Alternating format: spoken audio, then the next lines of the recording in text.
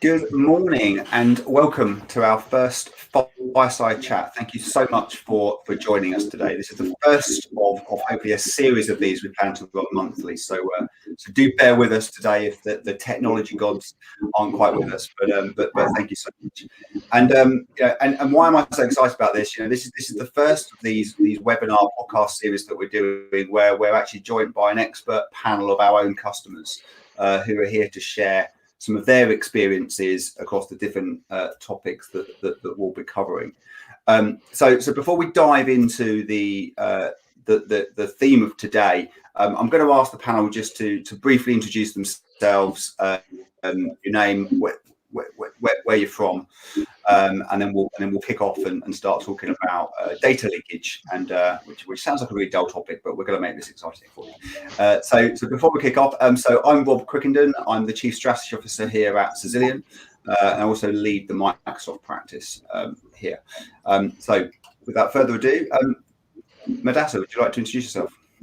Yeah, hi, my name's Mudassar Ulhaq. I'm Chief Information Officer for Waverton Investment Management. My role is very much the oversight of IT within Waverton, alongside the security, and I'm really pleased to join you today. Thank you. David.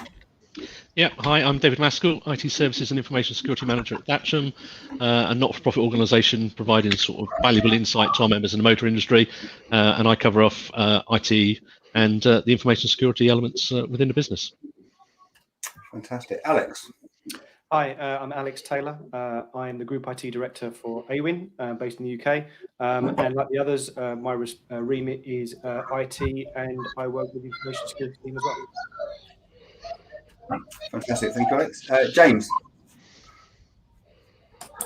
Hi, I'm James Davis. I'm the Director of Innovation at the Royal Free London Foundation Trust.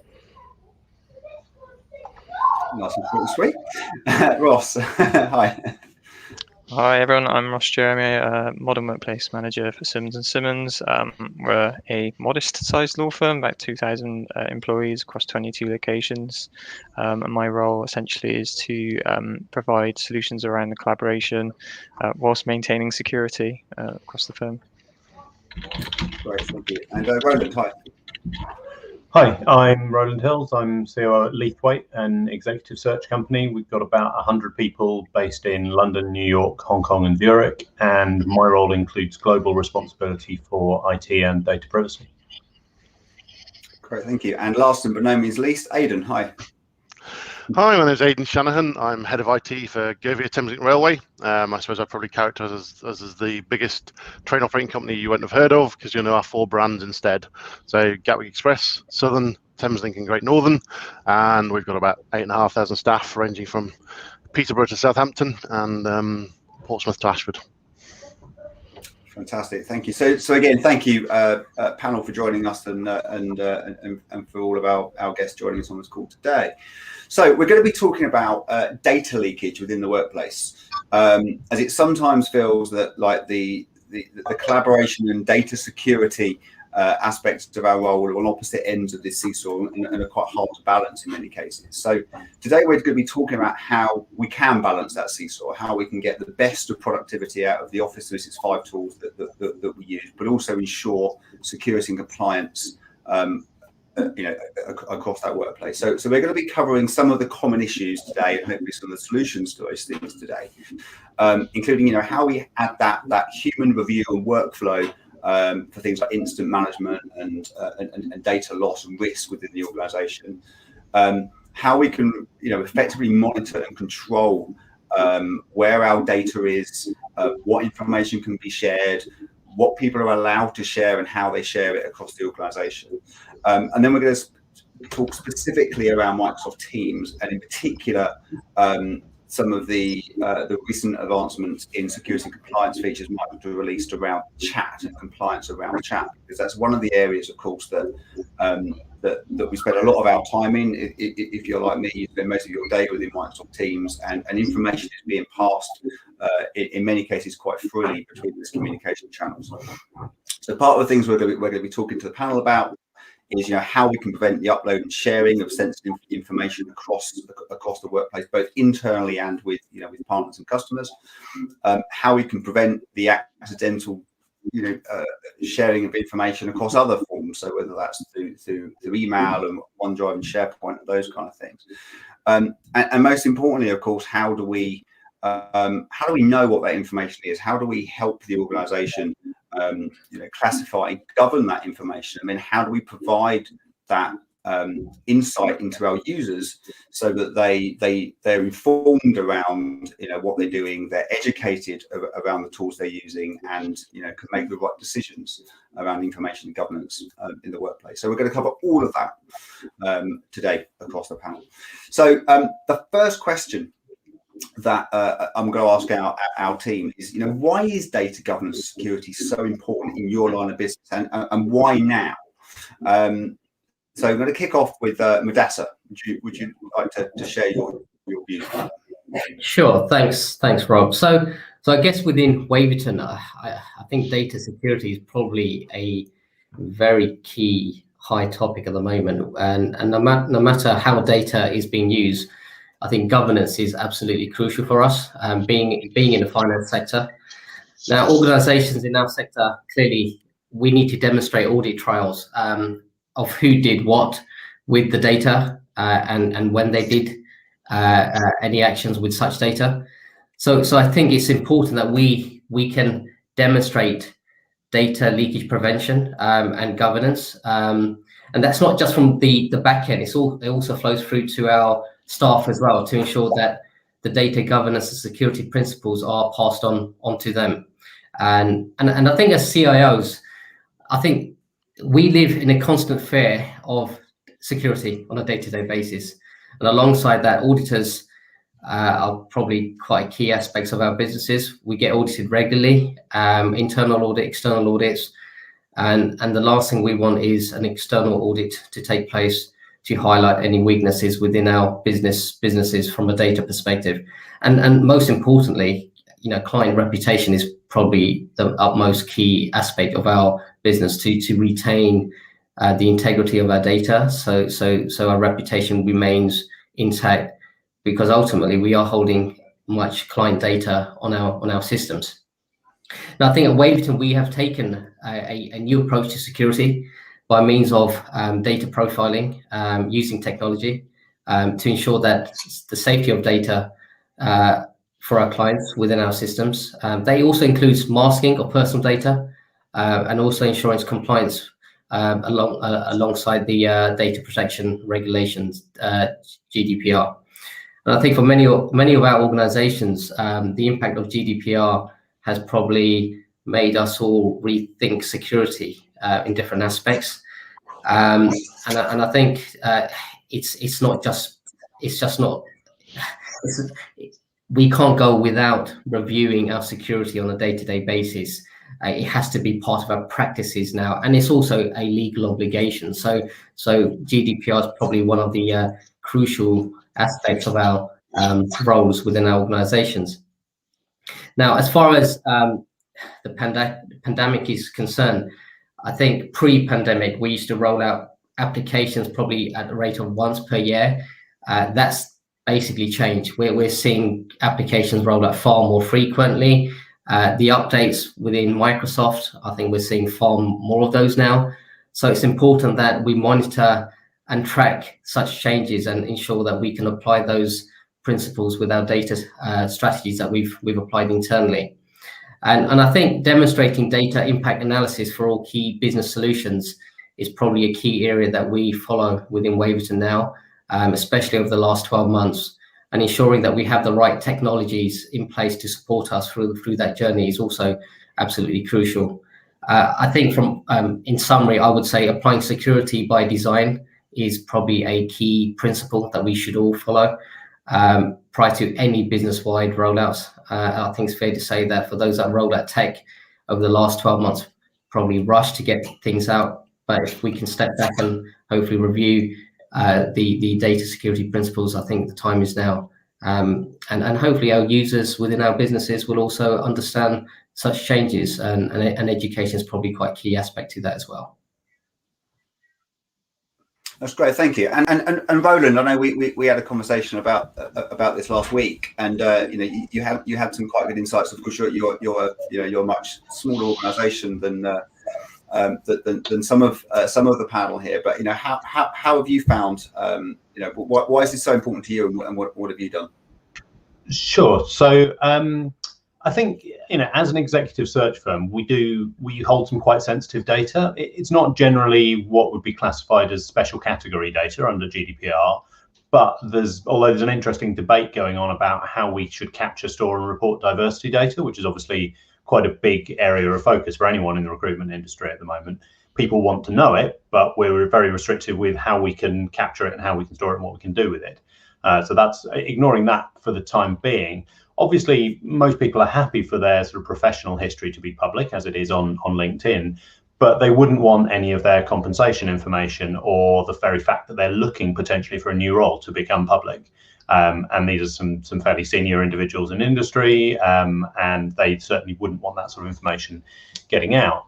Equally, I think when it comes to our clients, the fact that they're searching for someone to fill a role is sensitive information. Sometimes people have resigned, but it's being kept quiet until they've appointed a successor. Sometimes it's a performance concern about someone which is leading to a search, and they don't want the information getting back to the people within their firm whose roles they're trying to fill. So again, we need to focus both on the actual security and privacy, and also the confidence that our clients and candidates have in our approach to privacy and security. And that is absolutely business critical for us. It's very much something that gets regular discussion at all levels, all the way up to the board. So we make sure that we have training in place for all our staff around their data privacy and information security responsibilities, what best practices are and things. It's why, even though we are only a firm of less than 100 people, we do have ISO 27001 certification. It's why the data privacy and security pieces are part of my role as someone who's a C-level individual within the firm, because we do take it seriously, but we're equally not in a position to have a team of 3 or 4 people who are our information security team to have separate data privacy. That makes no sense in an organisation of, as I say, less than 100 people. So it's about trying to put people in place who do keep up to speed with things and making sure that we're sharing the right information with people inside the company about what the best practices are and how to do them, and then trying to put the right kind of technical controls in place where we can do so. So I guess that means for you, there's a lot of education, a lot of training involved in making sure that information security is everyone's business, right? I guess for you that's even more important. Absolutely, because I can't rely on being able to say to people, oh yeah, this is my problem, I'll deal with it. I need everybody to take responsibility for doing things sensibly. And I have to say, people are pretty good at picking up things.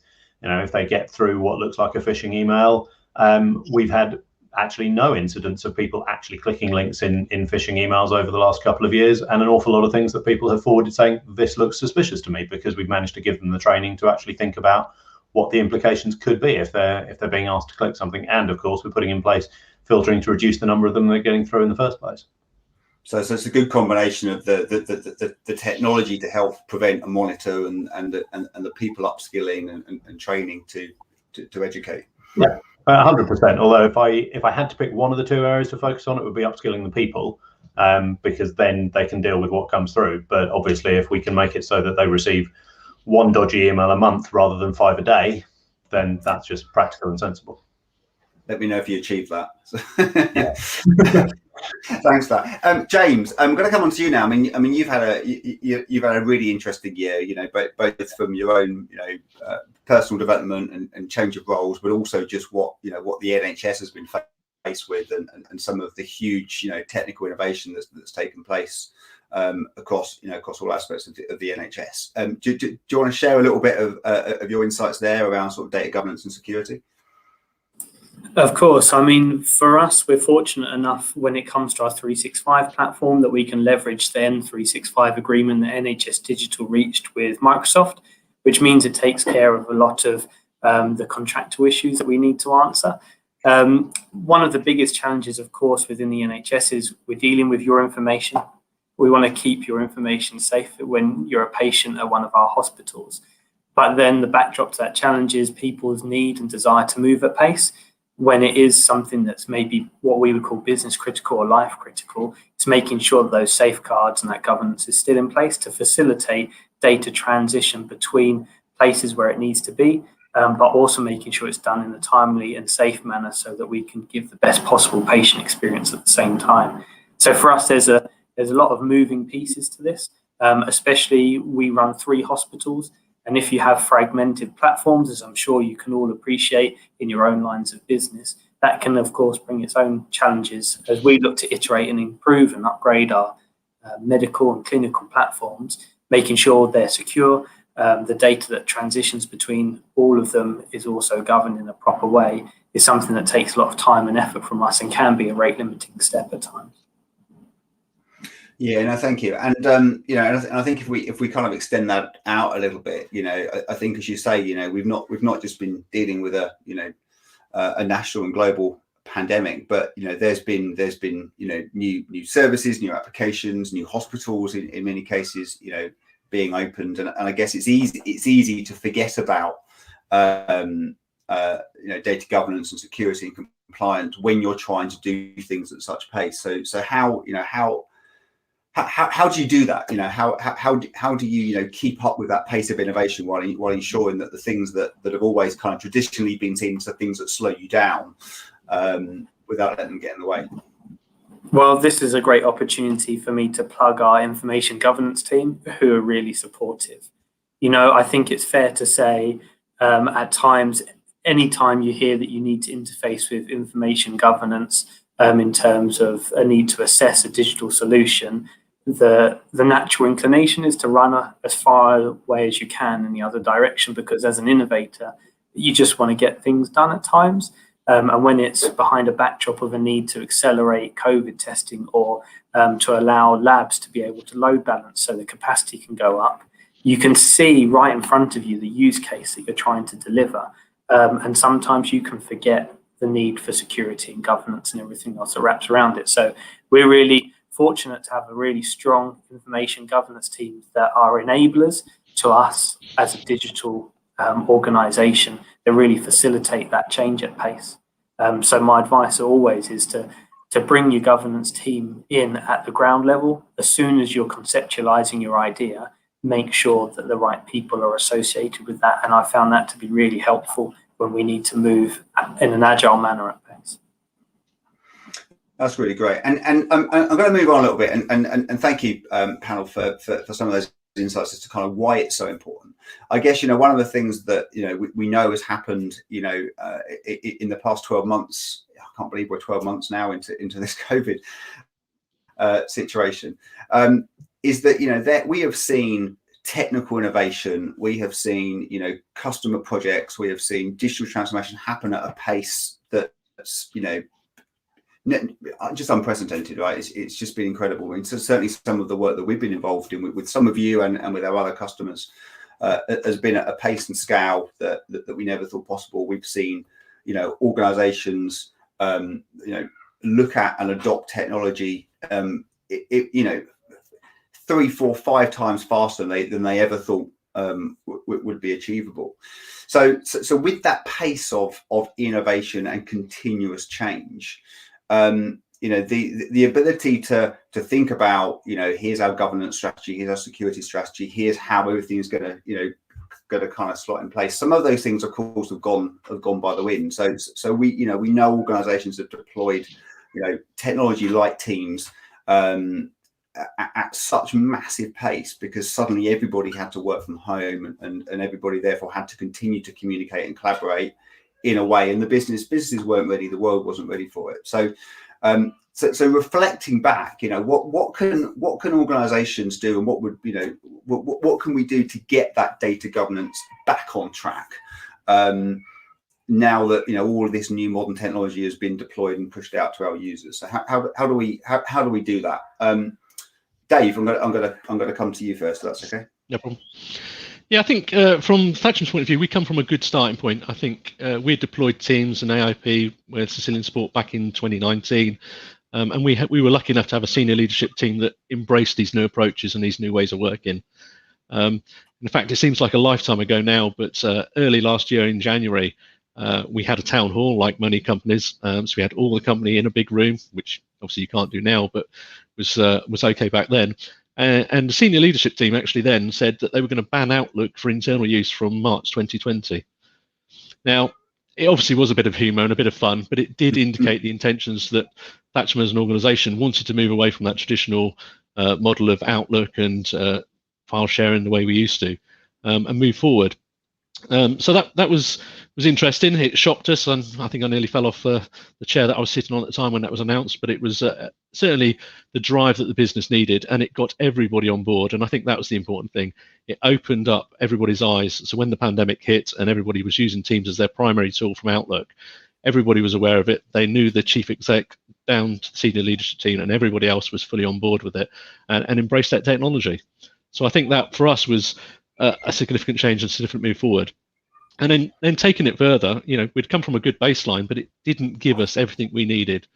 I think AIP was giving us some information and some intelligence back, but it wasn't everything that Thatcham as an organisation needed. So particularly working with Cisilion, we were able to review the AIP rules and the classification and things like that, and come up with a different strategy and a different technology to implement AIP effectively within specialist information. So for Thatcham, things like vehicle registration plates and VIN numbers are incredibly important. So with the engineers, we were able to develop a regex string that identified the rules. Now, we can't just put block rules in place because it would stop the business operating. If we were to say every vehicle registration plate couldn't go out on email or via Teams, then the whole business would stop. But it gave us the ability to understand what was happening, give us the insight to be able to raise the awareness, talk to people around data transfer and see what was happening.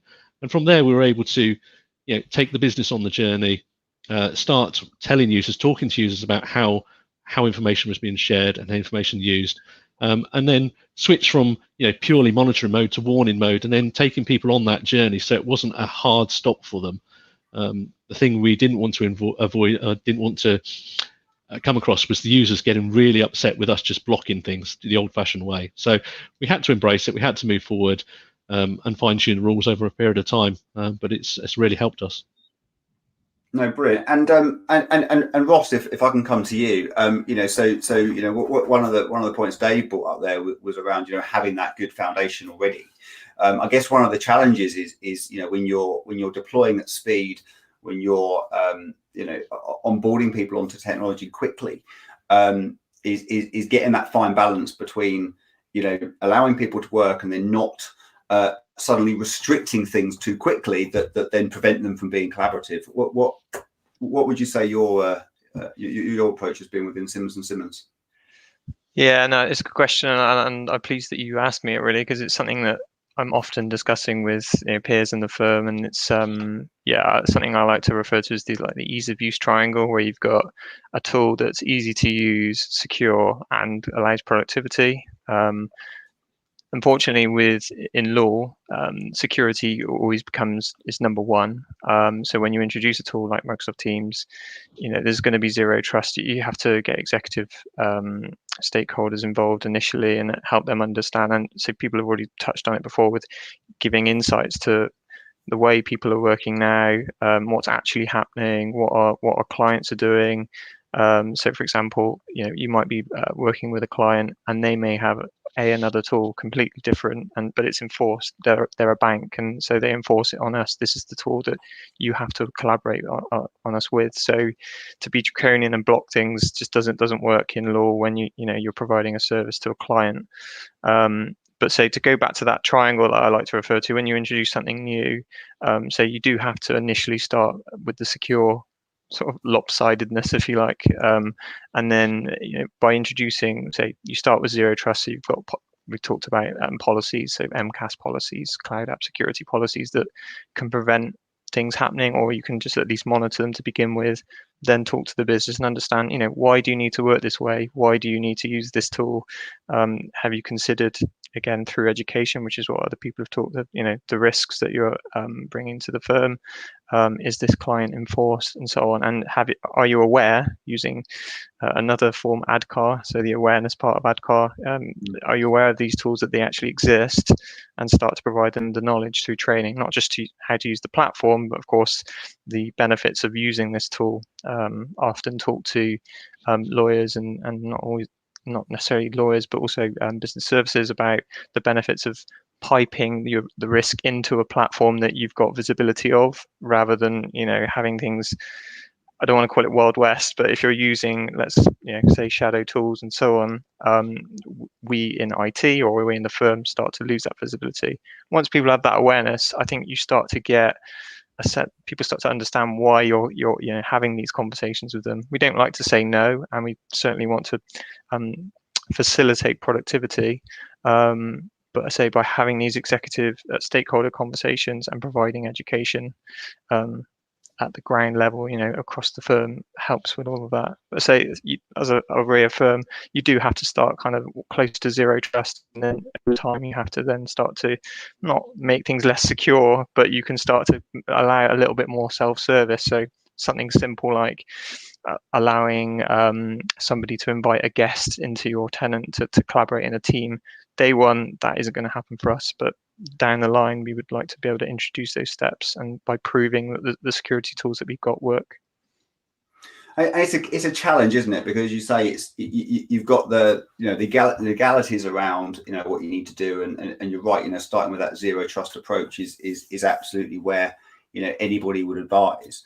I think you've also got that that, as you say, that triangle that then pushes not only just kind of, well, how do we collaborate in this way and still retain that security aspect, and also in a way to then avoid people using those alternate tools, because the tools that you've got in place aren't quite flexible enough because of the security controls you've got in place. And Dave, you talked earlier on around probably the best use of what I would call Teams only mode, right? And I think for any of us in tech, Teams only mode means something different. But I think that kind of goal to try and say actually it's Teams rather than old school email and things is quite compelling. Alex, if I can come to you, I think you're probably one of our one of the customers I talk about a lot with regards to actually how far you've taken your Teams deployment, because your team literally live and do everything within Teams, right? So how have you dealt with the pandemic? How have you continue to drive that data governance within the platform deployment? It's been a challenge, if I'm honest. We've used Teams literally when it was being beta tested, and we were asked by Microsoft if we wanted to trial it. So we've been there from the very beginning, but we've only just, as of the back end of last year, migrated all of our comms over to it. So like literally all of our telecoms now goes through Teams. Be that by direct routing or using Microsoft's phone system. And that helps by not having a fractured estate of where you're trying to come from. But almost the flip side of Ross, we have our user base are used to being able, before they say joined Awin, it's quite a young workforce. So they're used to and expect to have access to everything they need. So for us during the pandemic, we're onboarding a lot of users often, and the basics of just trying to get them hardware and trying to explain why we need to get you hardware and why you can't necessarily use your own device, because we've never been in a situation where we've had to at scale develop the controls for the BYOD stuff. Pre-pandemic, everyone would get a laptop delivered from the office or picked up from the office, and that's the one they used. Yes, you can access company data through personal devices, but there are obviously controls in place, and they were more focused on smartphones and tablets than they were traditional laptops. So we've had to pivot quite quickly to close that loophole, just to make sure that we understand where our data is at all times. But also our users will expect to be able to talk to clients, because it may be the only, we may close down the other avenues that they might want to use. So we have to train the users as well, and having a good HR team along with us with a good learning platform certainly helps, and the induction process as well for onboarding new starters and explaining why we do things certain ways has been key to us. And then using the tool set that Microsoft give us, at least, and I guess everyone else on the panel, to actually delve into, try and understand where our weaknesses may actually be. But it's a big challenge for a relatively small IT team, even a large IT team, because you're being asked to continue the same jobs that we're all doing pre-pandemic, but it's just a little bit harder to do that remotely. And so, trying to get hold of your team and trying to all pull in the right direction. But Teams at least does help with that, to make sure that we're communicating as efficiently as possible. But we're always trying to do more to try and ensure that we are bringing our users along for the ride as well. And I think that's key. By having them on board and understand why you're doing things like this is the crux of everything, I believe. And that's a really good point around actually bringing people on that journey. And I think, as you say, if everyone had time to adapt to what was coming, everything would have been done probably very differently. We haven't. It's been a bit stop start. From that kind of adoption and change perspective within the organisation, I think as you say, you've got users that are used to just picking something up and getting on with it, and you've got others that have been and this applies to all of you that have had the same sets of tools or the same ways of doing things forever in a world that's predominantly people in an office and working physically. What's the biggest challenges or the biggest areas of the business that you'd say you've had that has been either most resistant to change or the hardest to change from moving to this kind of team-centric world? That's difficult actually, because like I say, most of our users are willing to try it. I guess it's harder for some of our other regions where Teams might not be the predominant technology that their clients may use. So the US, for example, a lot of our US clients will be using Zoom more than would be Teams. So there's a need to have that tool in there. And even if you explain that you can join things via browsers or you can do the same thing in Teams, there's an expectation or demand because they just have to be working. So I think the challenges are local challenges potentially, and where the technology has, what the technology offers. We can't move all of our users to Microsoft phone system because it doesn't exist in some of the locations where we are. So we have to look at alternatives, and we're lucky that we've got a balance of both, so we can at least accurately compare like for like.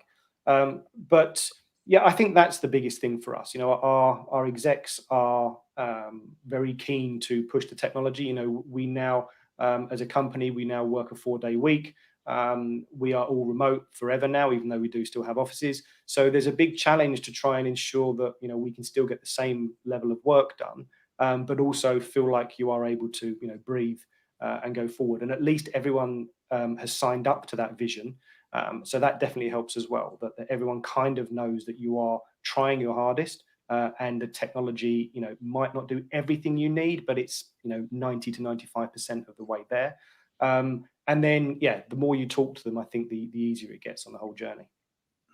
And thank you. That's really insightful. And Rowland, I guess someone that's probably used to a very similar journey that Alice has talked about. With you're not always in control of the technology that's being used, and I imagine within your business, sometimes there are calls or interviews or selection will take place over other platforms. How does that affect what you do around security and governance? As kind of, where is that data being? Where are those calls initiating from? Where is that data being shared from? How does that manifest itself for you?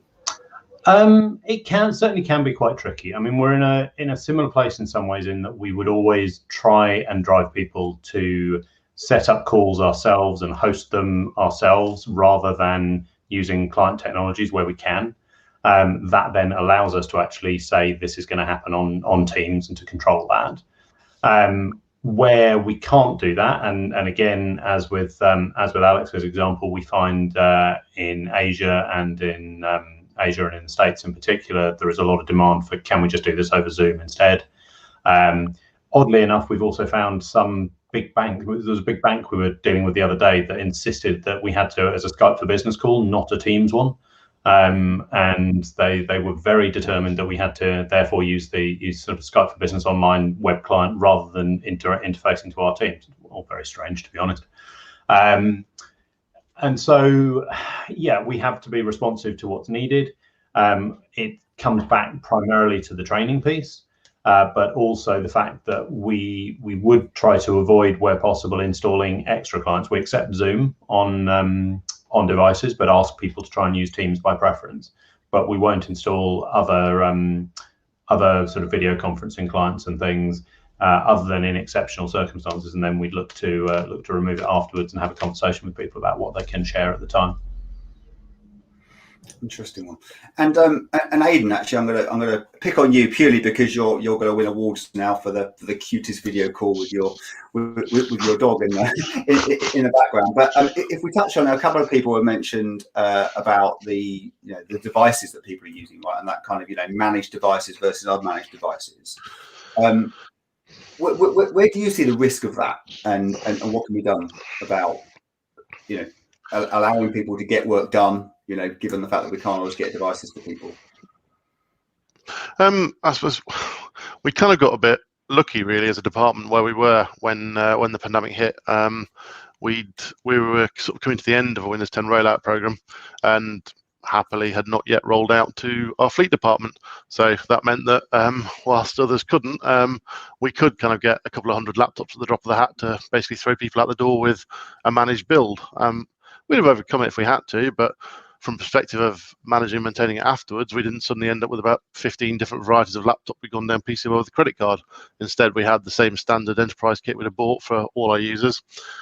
And we were able to sort of send them out the door home with the standard builds and standard configurations on. I think if there's one thing I'd probably say on my roadmap for last year is I kind of wish I'd had always on VPN in January instead of September, but we stood that up as a department within the space of about 2 weeks. I think it was a week to get it up for 1,000 people, and then a week change freeze whilst we changed the timetable, and then a week to get the second 1,000 stood up in the other data center.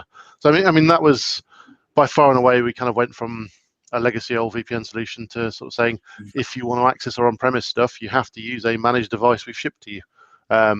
We're not. I suppose we're not autopilot yet, because when we were building stuff, most of our pipes between our sites wouldn't have coped with it.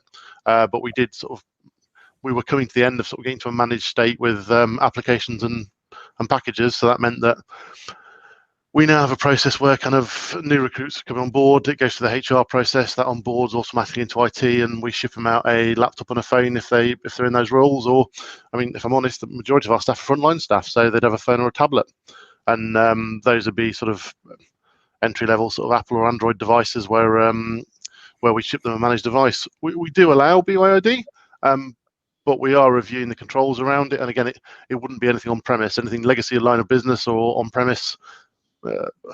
Tell a lie, I think there's one system we use as your application proxy to present out to phones, because it's a legacy rostering system, so staff can put leave through it. Pretty much anything else on-premise, you're into the territory of you need a laptop or a desktop to do that as part of your role, and we'll provide you a device for doing that with. Brilliant. And actually, one thing I'm keen on for any of our viewers is how that blend is working between corporate owned managed devices and trusted personal owned devices. I mean, I know certainly within our household, we're lucky enough to have a couple of Surface devices. Thank you, Microsoft. But it is a constant challenge. We've got I've got the kids wanting to play Roblox and Minecraft and other things on the devices that we also use for work. So how that blend goes for all of you, I'm really keen just to understand. So please use the comments and stuff to share with us how you're doing that. Are you using conditional access around access with those devices? Do you clearly have devices that are marked as kind of corporate and home use? Just be keen to see. I'm going to move on a little bit now and just talk specifically around Teams and 365 and data loss prevention within the context of Microsoft Teams, because Microsoft has had DLP across Office 365 for years. It's always been included in almost what I call the base license, so the Microsoft E3 kind of licensing plans. Last year they extended that across chat and channels within Teams as well, so that we can actually control data loss. We've seen, we still see, I think, and again, panel, please share with me, applications like WhatsApp and those kind of things are still used and are probably one of the most common themes of loss of data. But I'm keen to, I guess, to ask your advice on, for any organisation that is still on that Teams journey, or in the infancy of that kind of data governance, across Microsoft Teams. What's your key bit of advice for people to kind of, what to read, what to get through, how to kind of kickstart that? Can I start with you, Ross? Yeah, for us, I mean, we're not in our infancy in terms of deployment. All of our users have Teams, so everyone can collaborate internally. But I think even to do that deployment, we had to have quite a in-depth discussion with risk and compliance management, because even sharing documents internally, you could have there's if I'm working on one matter and another lawyer is working on another, you've got to be careful. So things like ethical rules is prevalent when you have document management systems in place, and to set something like that up in Teams, personally, I don't feel like it's quite there yet. So again, you have to come back to education. You have to come back to policy. You have to give the users a full understanding about the risks. It's a great product, Teams. It can help you be productive, but here are the risks. Talking about data loss again, it's again, if you don't put policies in place, putting credit card information, national insurance numbers in, again, those are things that can just happen because a legal matter can very easily contain that kind of information. For me, though, the real big step for Simmons with Microsoft Teams is actually when we come to collaborate with third parties in Microsoft Teams. So I'm pleased to say that we have quite an innovative group amongst our firm that kind of push us to go forward in terms of being more productive with the tools that we have. And as a result, we now have crossed the line where we have technically enabled a third party to collaborate in a team. But before doing even that, we had to have even more in-depth conversation, because we're not talking about data loss internally. We're now talking about data loss, with a third party. So we obviously they need to trust us, and we have to trust them, and have to have the education with a third party. But you can't just rely on that. You really then do have to have more firm rules in place with cloud app security policies. Really is the key thing. So we've set those up, and we are gatekeeping the process of inviting guests currently. So I've already talked about Zero Trust before. It is very much IT led, which doesn't sit with me. Someone who likes to improve productivity and help people to get things done themselves without IT, ideally. But say day one, we have to put that in place. So far, so good. It's working. We have a team in Simmons and a client collaborating happily. But to get there was a lot of IT involvement. And along the way, we're now sort of monitoring, are those policies being triggered? Because human beings will make mistakes.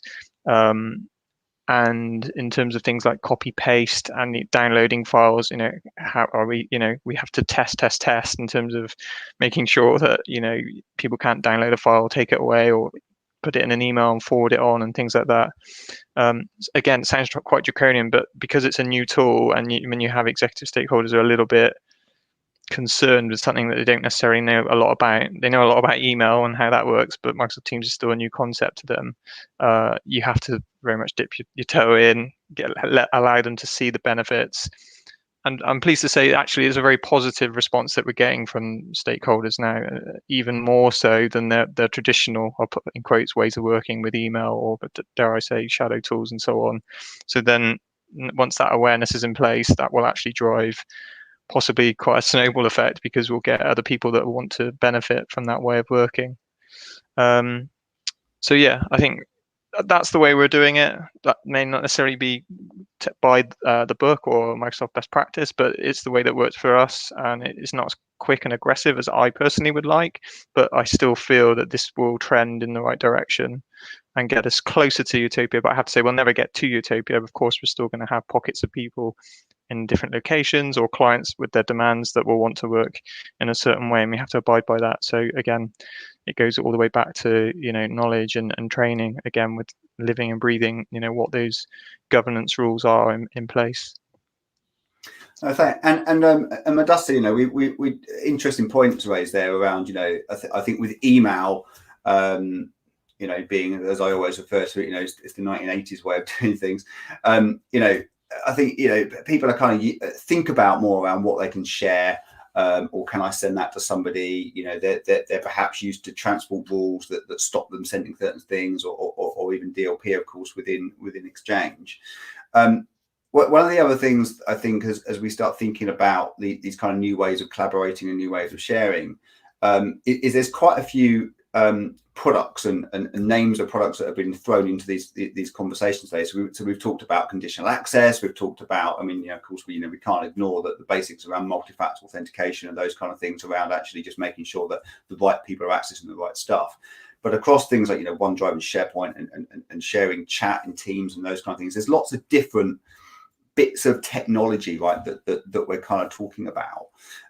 If you were to kind of sum up and advise, you know, other organizations that are looking at how they do this across Microsoft 365, what are the top bits of technology across that Microsoft threat continuum that they need to be looking at, you know, outside of course, just DLP? What should they be looking to invest in or deploy?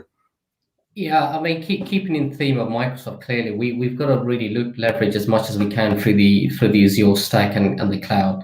And to your points, and Ross made some very important points. You know, sharing of information within teams is becoming far more evident as we evolve, and I think it's important that we apply monitoring tools within our DLP strategy to ensure that information that's shared within Exchange online, whether it's SharePoint, whether it's OneDrive for Business, and any other Office desktop application, you know, we've got to really apply policies that picks out sensitive information, and the DLP tools that are available within the Azure stack clearly provide continuous monitoring, and also really alerts the teams, well, especially my teams, about the information that is being shared. We've got to ensure that we help users stay compliant without obviously interrupting their day-to-day workflows, and education is absolutely key as part of our overall DLP strategy. But by clearly enforcing policies within Azure, using cloud apps or using the endpoint protection tools that are available, we can probably see the ecosystem far more evidently than probably prior times. And I think one of the other key points I want to add as well, that having an estate where you have a variety of users working from bring your own device through to corporate devices does bring a lot of challenges. So if you can align your estate to a one device approach, a corporate approach, then you will very much ensure that your policies are enforced across your businesses without having any potential leakages within your users' approach. And I think a key aspect alongside that, monitoring is key to ensure that we can see where data flows within our backend systems, and also ensuring that users can't copy from their devices to a USB through to copying a document off their laptop onto an external website. So there are various other external tools you can obviously observe, but using the baseline Azure stack, and having a one desktop approach does most definitely simplify the overall management. And it has been for us. I mean, since we've moved to Microsoft services throughout the whole businesses that we've got, it's really helped us manage and securely oversee where our data flows. Great. I think that probably leads quite nicely onto onto the final question, really, I guess, which is, we've been talking a lot about Microsoft, Microsoft technology and Teams, those kind of things. But of course, lots of organisations have other systems, right? Not everybody uses Teams, not everybody uses all the Office 365 services. Many of the customers I talk to, don't even know half the services that they've got within Microsoft 365 because it changes so rapidly, not just from a security and compliance perspective of the tools that are available within it, but just the core platforms themselves. We've also, of course, seen, as organisations try to accelerate that digital transformation journey and make information more readily available. We've seen, and I know many of you on this on the panel are looking at things like workflow optimization. Products like Power Apps and those kind of things to actually try and pull information together better from other areas.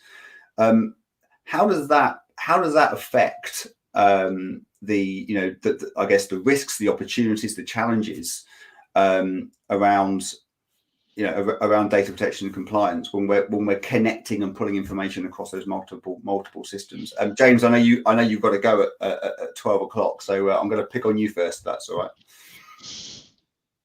Yeah, this is a challenge for us. I mentioned earlier in the call about N365 and all of the NHS as a whole being on a single tenant that maybe wasn't initially designed in that way.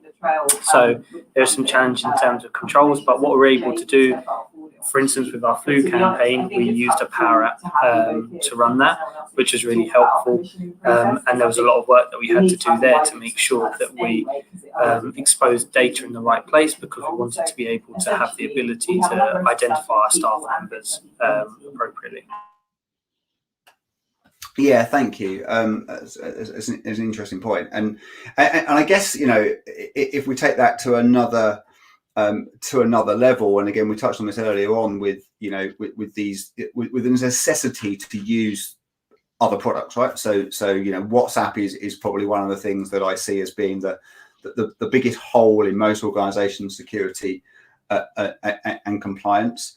And secondly, where you are forced to use other platforms to share information in, and I guess the challenge is users will divert to whatever's the easiest platform. So if they're used to using Zoom for gym classes and all the kind of things they did at home, then are they more likely to just set up that call using Zoom rather than using the kind of corporate standard tool? So are there things that we can do, or is there advice that you can give on how to circumvent that without upsetting, I was going to swear then, without upsetting the users?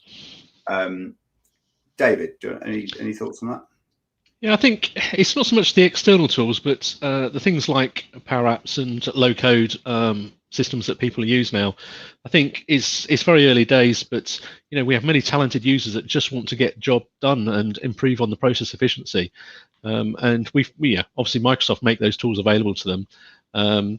And we found users using those tools and doing some great things, but it was that awareness that was missing. So they were seeing the goal as, I need to get this done, but they weren't considering the data aspects. They were using their own OneDrives for data sources and things like that. So it's just that awareness, and it's no surprise to everyone in the call that engagement was the key for those sort of things, really. We're lucky enough to have some solution analysts to work in the team, the digital team at Thatcham, and we got them to sort of buddy up with the users and work closely with them, and that has been tremendous. That has allowed that knowledge sharing, that raising awareness, and actually that collaboration and moving things forward. We've still got some more work to do, and very keen to adopt that and move that forward much more. But engaging is the key, making people aware, and without that, I think we would find ourselves with lots of cloud app alerts and all sorts of things triggering off, and have to go down the draconian methods of blocking people, which is not what we're going to do. Yeah, great. And Alex, I know, you know, within Awin, there's been a lot of, you know, development both from IT and outside of IT on Power Platform in particular, and bringing kind of information within into teams. What would be your, you know, your words of caution and guidance to our listeners?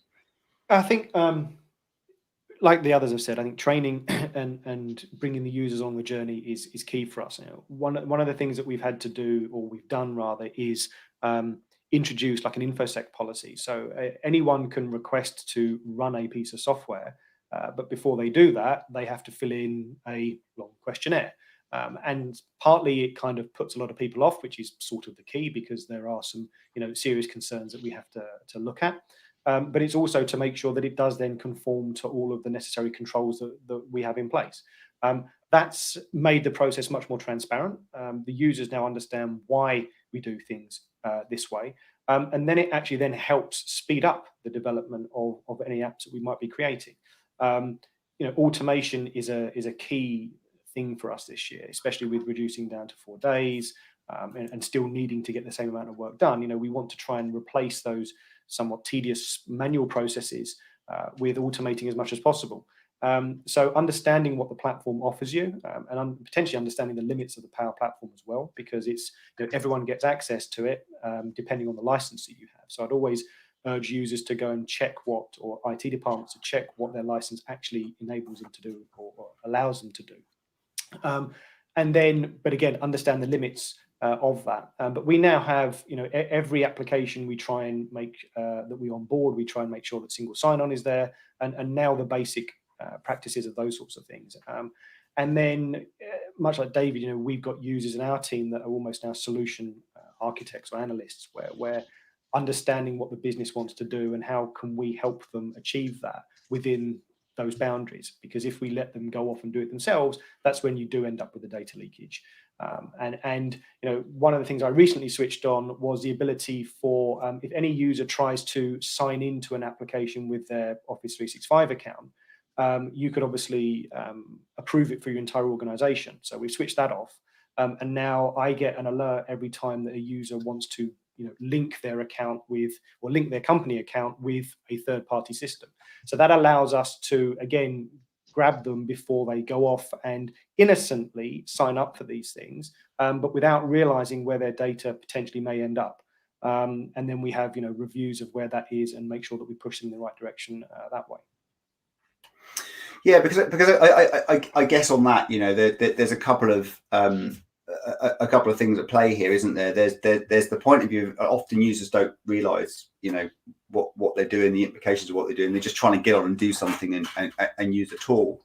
And the same, I think, goes for, you know, the point of, you know, I'll just save something in my personal OneDrive or Google account because it's just so I can access it, you know, a little bit easier. And that's just kind of evolved from the, I'll forward it to my personal email because I can work from home and in the days where not everybody had a laptop and things.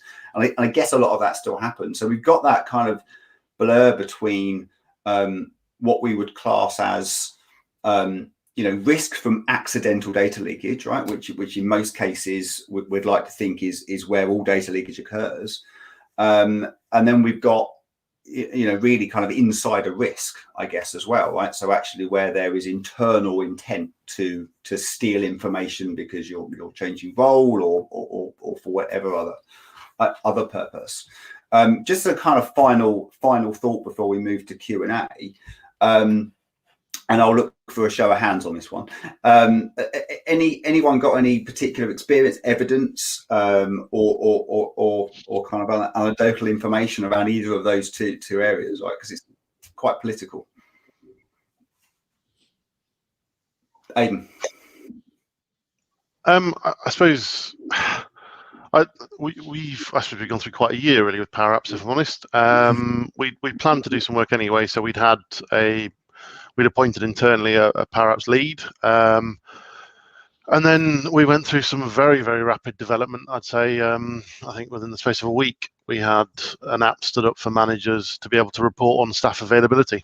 And then you're into the whole sort of territory of how do you stand that up? What is and isn't sort of data, where are you storing it? And then we fed that through to our data hub, our data platform internally. So then that does some projective analysis to say, will we have enough drivers to drive the trains on these dates and times, given the profile of how long they'll be out for? That would have been, and to a certain extent, you can't run the business if you don't know if you've got enough drivers to drive the trains. That in itself was such a rapid piece of development, but that was done entirely within IT. I suppose from the perspective of what I'd say to someone sort of setting out from the very start, I'd say I'd lock your default environment down straight away. There are some big licensing cost implications depending on how you build a Power App, and there are some huge implications with connectors as to suddenly you may find data leaving the organization through a route you never even knew existed. And I think we're probably more at the open end of the spectrum with regards to teams. Our staff are allowed to sort of create teams. We put some prefixes on, we ban some naughty words. But then akin to Ross, we don't allow everyone to allow an external member in as a guest. So we have different gates for different things at different levels. With the Power Platform, I'd definitely say get the Centre of Excellence kit from the start and get that in there so you know what is being created by who and what connectors they're trying to use, first and foremost, because if you don't know that, you don't know what's leaking from where. Or let alone the cost implications of what connectors have suddenly been started to be used would be. Other than that, I think don't underestimate, the app is the easy bit. Have you even got a business process documented? How can you support your staff to sort of actually improve their own lives whilst actually making sure you have got the governance around it? So have you got a sponsor? Have you got a documented process?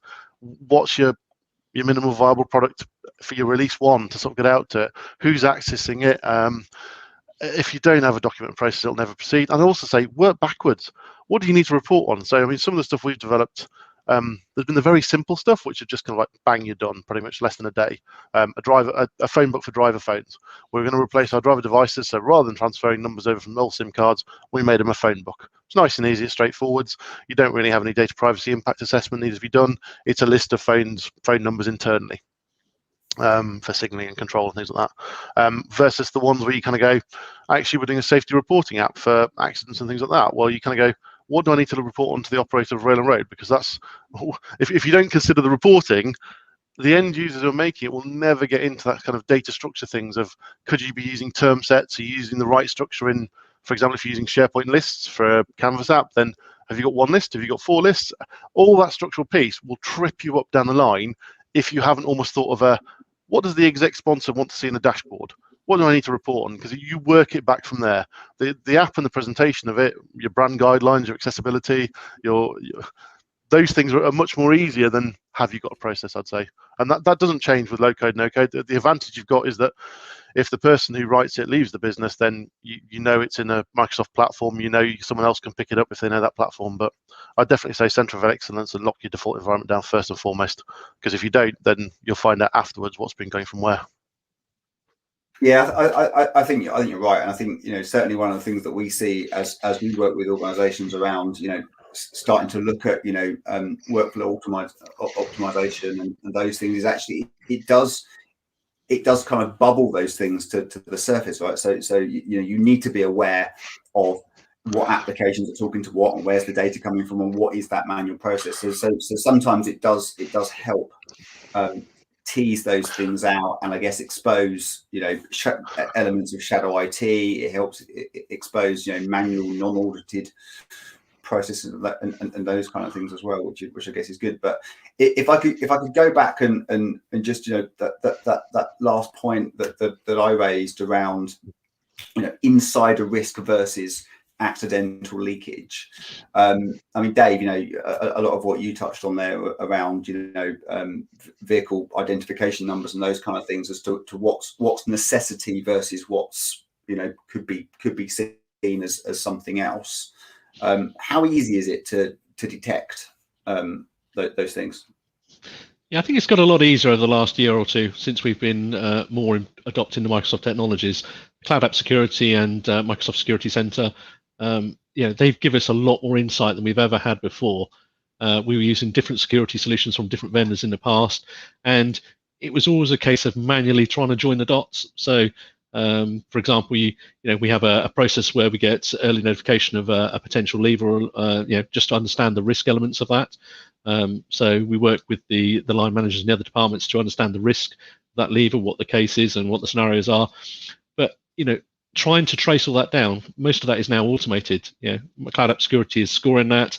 It's given us a focal point to draw attention.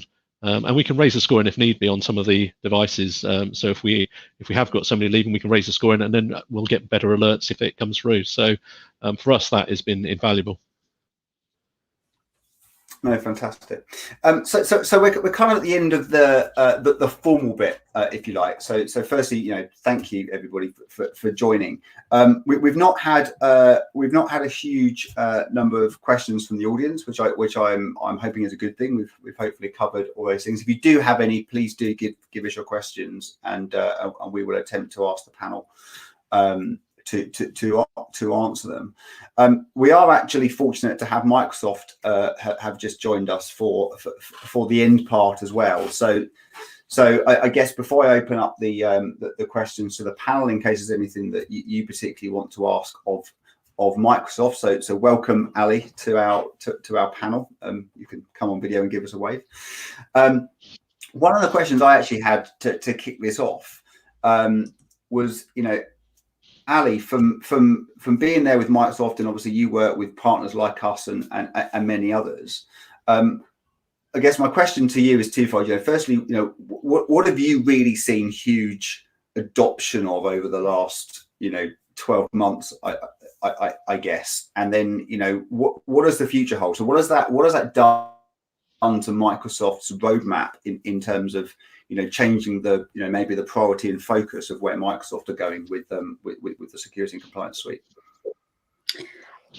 Thanks, Rob. Thanks for having me on the panel. It's great to see you and meet you all. I've been listening keenly in the background. You've all done brilliantly so far. Hopefully I can stand up to everything that you guys have talked about so far. So I think from a roadmap perspective, I think it's really just been the acceleration of features, and constantly, with the evolving changes with the virus and everything out there, is that we, constantly just having to develop and change, and people are just needing more and more features. And I think the advent of cloud technologies and all the security stuff, and the amount of money that we've actually invested behind it as well, is that we've hopefully been able to kind of just keep in front, and where we haven't, I think we're trying to listen a lot more from a user voice perspective and adding in all those features really quickly as much as we need to. So I think the roadmap from a development perspective has accelerated tenfold. It's just so fast.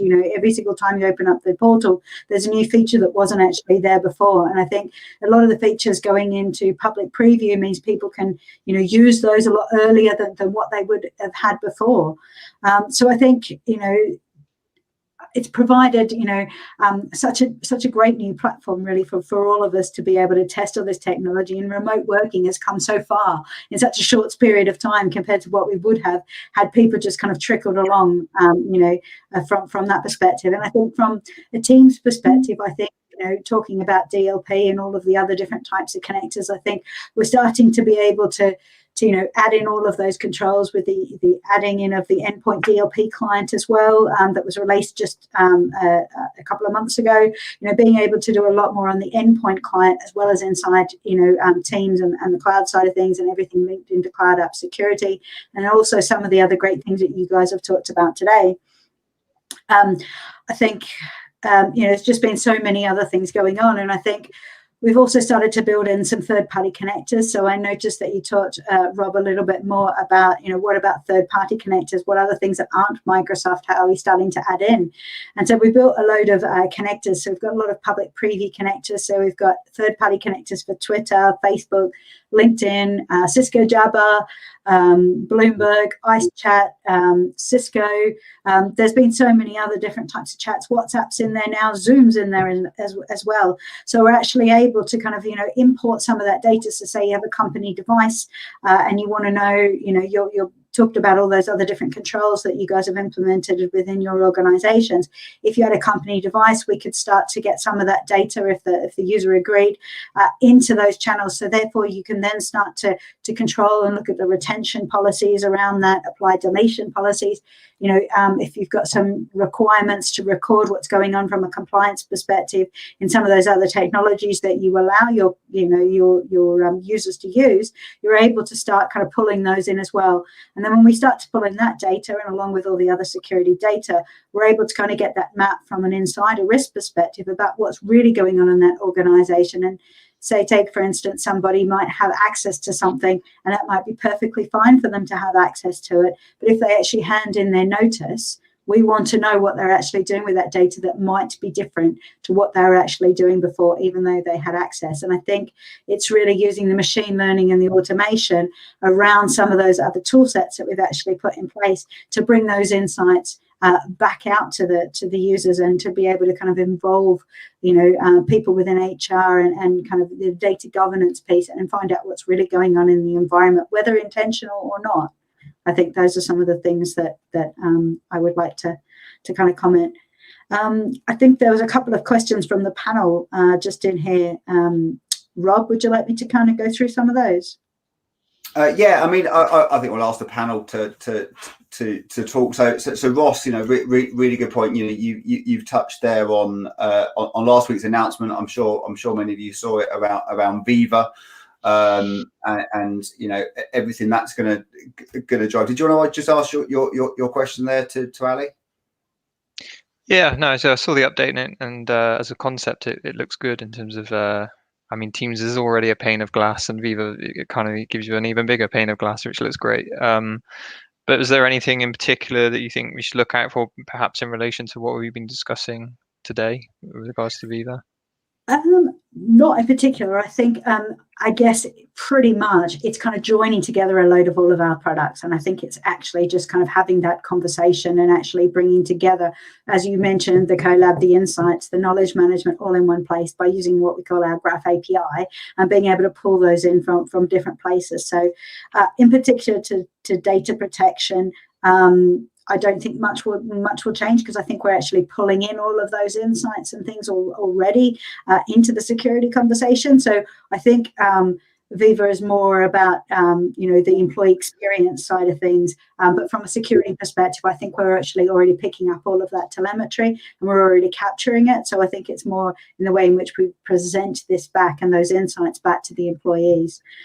So from our side of things, I haven't seen too much on the security piece. So hopefully that answers the question. Yeah, and I was particularly, I'd say the insights was really interesting. I think when you're talking to perhaps stakeholder or exec level type people as well, I think if they've got access to it themselves, I think that was the thing that caught my interest, rather than have to put together reports, Power BI dashboards and that kind of good stuff. If they've got it to their fingertips, I think that could be really useful. Yeah, and I think we've touched on this a little bit around one of the things we started to see quite a lot of early in the year is educating users more to have a look at things like the My Analytics dashboards that actually come back and advise people how they're working, how they're connecting, are you burning out, and those things. And of course, workplace analytics is something I know Ross we've spoken about, which I'm seeing Microsoft doing, pushing a lot more. And of course that does open, of course, more of those conversations around what information is being shared. It's not so much about spying on people. It is about how we better manage our people, how we provide better insights to them, how we are, how we can be more concerned and more aware of their mental well-being and things. We've actually got a Cisilion live session in a couple of weeks with Nuffield Health. Actually, we're running, talking about some of those topics. So again, we'll share that with our listeners. I think one of the key things is of course, much of what Viva is a build on existing technology stacks within Microsoft 365, right? So I think, one of the things that we've seen even through the development of Teams and how Teams got out there so quickly was that most of it did build on the underlying foundations that existed within 365. So I think from a security and governance perspective, you can kind of assume that those things have been thought of. I guess the question I had back, and I guess it's a question I might throw back, and you may throw back against the fence to Ali. is a term that I've started using, around kind of, best of breed versus best of suite. And I think if we look at how the security landscape probably was, even sort of 2 years ago, really, it was about having, the best firewall, the best, identity management platform, the best antivirus. And it was always a bit of a compete about, what's the best one? Who's going to be top right Gartner quadrant for X, Y, and Z? And I think, whilst Microsoft have done I think a sterling job of getting top right in so many quadrants. I lose track now how many it is in the security and compliance space, 7 or 8, I think it is now. I guess I'd like to ask all of you, and feel free to throw back if you think there's any gaps in what's your view of that. What have you seen across the organisation? Is it about actually how can we adopt more of that Microsoft stack because it's better to have that integrated joint up approach, or is are there aspects when actually there's just other products that just do things better that are a necessity for the business? I'll take a raise of hands because I haven't got anyone to ask specifically, but any thoughts on that, Rowland? I'd certainly say that as a small company, for us, the benefits of being able to manage things from a combined stack are huge. They make it far more realistic for us to be able to do things. To take one example, we're in the process of moving our mobile device management from Mobile Iron back to Intune, just because it means we can manage everything around that sort of area through the one admin panel, and there's just much less stuff to try and organize, less things to train people on. So for us, the benefits of getting everything through a single platform are really significant, and I think would really outweigh the benefits. If there's something that can't be provided at all, then obviously we'll continue to have a third-party product. But if there is a product which is at least good enough to appear on the Magic Quadrant and not be in the bottom left-hand corner, then I think we tend to go for it. Yeah, I think I take the same view. We're using Microsoft Sentinel as a back-end SIEM log event management tool. And I think for us, it's important that all of our events aggregate into one database library, so that our internal IT teams and security operation teams basically review a one-stop database of all events across the estate. I've also taken the view that having third-party applications that output logs, then integrate those logs into Microsoft will probably be slightly more of a tedious exercise. And just leveraging endpoint ATP or pushing your laptop into endpoint online via Intune allows us to seamlessly send the log straight into Sentinel. So for us, I think it's a view that we've taken as well, that we want to remove as many third-party reliance applications and streamline the stack within the Microsoft ecosystem so that we can leverage the security that's already built in the cloud. And Sentinel for us is a big driver for that as well. So we're pushing quite heavily on that as we speak. Thank you. Aidan. I think we're a mix, to be honest. We default to using Microsoft where we can, but given our split of frontline workers, to be honest, some of the feature sets were better off going externally, even if it's just for commercial reasons. For example, we've got our mail gateways and kind of our cloud proxy are kind of both external systems, because if you look at the cost for an F3 user license, and then sort of once you start bolting things on top of it, then I can probably get something which is good. Yes, it's more overhead to manage a separate system, but there is that element of cost in there as well. And do you feel, I guess this is a good question to kind of share back in, do you feel you have the ability, and Ali, you can probably help the team here to feed this kind of information back, right? Because certainly as a Microsoft partner, one of the things that we are asked to do and obviously keen to do is to continually feed that information back in to help drive both the competitiveness of the products that they do have, and also the feature gaps or product gaps that they might have. Do you kind of feel that you have that forum with your? Oh yeah, we've got an excellent relationship with the Microsoft account team, if I'm honest. And don't get me wrong, I think they're our first choice for a great number of things. We too are sort of moving away from Workspace ONE back to Intune, and our entire data platform runs out of Azure.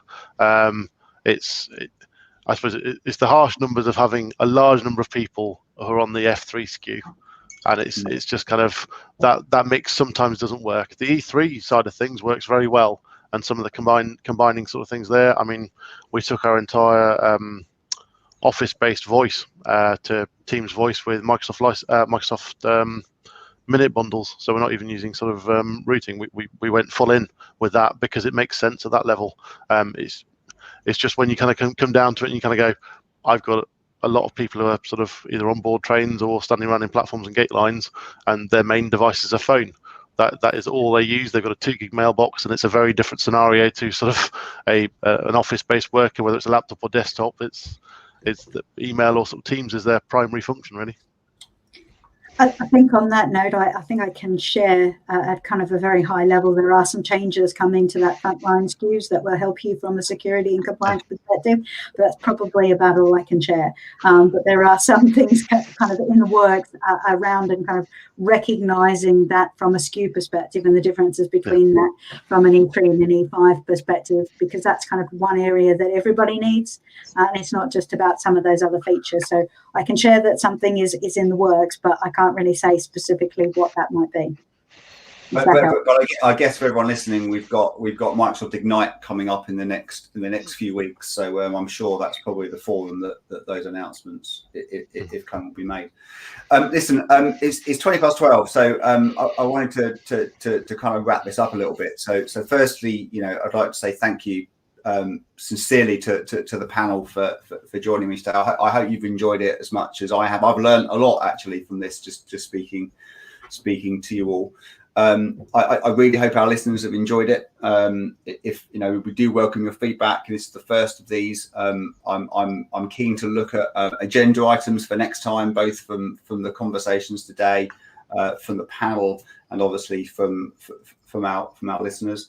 I think that the key thing I've kind of taken, I think, from this today is, I think far more of the organisations that have really been taking a good, solid security and governance structure, and taking what they've had to do through this kind of crazy 12 months, and probably built a much more future-proof strategy around how they can more quickly adopt and embrace technology, because we've had to do it, right? We've had no choice. We've had to do those things. I think it's clear there's still a long way to go. I think where the technology is probably far from perfect. The licensing perhaps is far from perfect in some respects. And I think continually to take those users on that journey where we've not been physically with them, right? So everything we've done has had to be remote in order to educate and train them. Continues to be a challenge. It's good to see that we kind of agree on that ethos, really, that ideally a best of suite is becoming a better approach, in the fact, because you have got this kind of connected dots up, that there is always going to be a need to support third-party products and the products that you need to function across your different lines of business, and of course also what your clients and your customers are using. And I think as we progress in the kind of maturity of our security and compliance journey, it's about looking for more ways to bring those things into our solutions, rather than continuing to have these kind of multiple silos of management. I think we're going to see, Alex, a point you touched on there around how we drive automation and efficiency across these things, particularly and hopefully, or maybe not hopefully, this kind of part-time working or reduced hours that a lot of organizations are facing will go back. But again, I know some organizations that are really trying to embrace that. Why don't we all do 4 days a week forever, right? We don't necessarily have to work every day. Several customers I'm talking to are looking at trialing that model. I know it is quite popular in the States. So I think we will see a lot more of this integration of applications. I think we'll see a lot more integration of security products and awareness, and I think also about empowering and educating the user a lot more around the impact of what they're doing, the risk of what they're doing, and trying to ensure that they're able to make informed choices and informed decisions. So that's kind of some of the highlights I think that I heard through the session today. But before we close, has anyone got any final thoughts or words of wisdom that they'd like to share or ask? I'll say something quick. If there is one positive I can get from COVID-19 is that it's just the way that people have embraced technology and the need for a change, because it's forced upon them. But as a byproduct of that, people are now feeding back to say that productivity has improved because we're all sat at home collaborating with each other using Microsoft Teams. They're actually finding, they still want to go back to the office in some states, if you like, but they are finding that actually working this way does have advantages as well. So whereas having that conversation and trying to do that organically, or even with any kind of adoption approach, would have been difficult, certainly for me and the firm that I work for. So that's a positive for me to end on. No, thanks for sharing that. I'd also add that from my perspective, I think it's also allowed me to fast track my tech transformation plan. It was a 3-year plan, but I pretty much delivered it within 9 months, quote. But ultimately for me, it's really allowed me to push Teams, the Microsoft ecosystem within our business, and actually remove the bring your own device concept, which was a pain to manage. So we are a full single device. So I'm very grateful to my board who've obviously taken on board the opportunity during this pandemic and allowed us to deliver the technology in such a short space of time. And it's exciting because we can actually see the changes appear on our endpoints far more rapidly. So we're very much aligned with the upcoming technology enhancements that Microsoft are pushing. So it's a great time. Fantastic. Brilliant. I think we'll leave it there. Give everyone a couple of minutes back to go and grab some lunch. So again, thank you everybody. Thank you to our listeners for listening and panel. Thank you so much, and speak to you all soon. Thank you. Thank you. Thank you. All right. Thank you.